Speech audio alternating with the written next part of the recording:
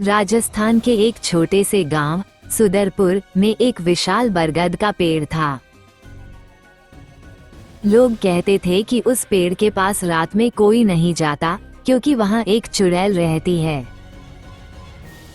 गांव के बुजुर्ग बताते थे कि वो चुड़ैल हर पूर्णिमा की रात अपनी आत्मा को मुक्त करने के लिए किसी इंसान की तलाश में रहती है। कहानी के मुताबिक लगभग 50 साल पहले गांव में रूपा नाम की एक औरत रहती थी।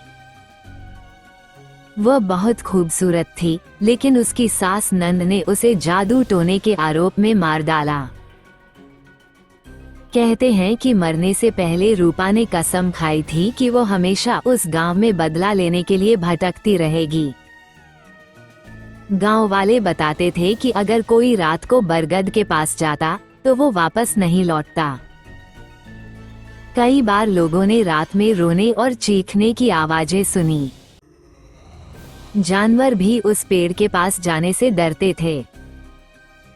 एक दिन गांव का एक नौजवान अमर, जो इन कहानियों पर विश्वास नहीं करता था, ने चुड़ैल का रहस्य सुलझाने की ठानी।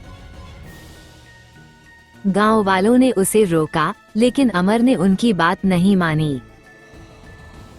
अमर ने एक पूर्णिमा की रात को अपने साथ एक ताबीज और एक जलती हुई मशाल लेकर बरगद के पेड़ की ओर रुख किया। जैसे ही वह पेड़ के पास पहुंचा, ठंडी हवा चलने लगी। अचानक उसे एक औरत की परछाई दिखाई दी। वह परछाई धीरे धीरे रूपा के रूप में बदल गई। उसकी आंखें जल रही थीं और वह बोली, तुमने मेरी शांति भंग कर दी। अब तुम मुझसे नहीं बचोगे। अमर ने डर के बावजूद कहा, अगर तुम्हारी आत्मा को शांति नहीं मिली है तो बताओ मैं कैसे मदद कर सकता हूँ। चुड़ैल रोने लगी और बोली, मुझे मेरी हत्या का न्याय चाहिए। मेरी आत्मा को तभी शांति मिलेगी जब मेरी अस्थियां गंगा में प्रवाहित की जाएंगी। अमर ने चुड़ैल से वादा किया कि वो उसकी अस्थियों को ढूंढकर गंगा में प्रवाहित करेगा।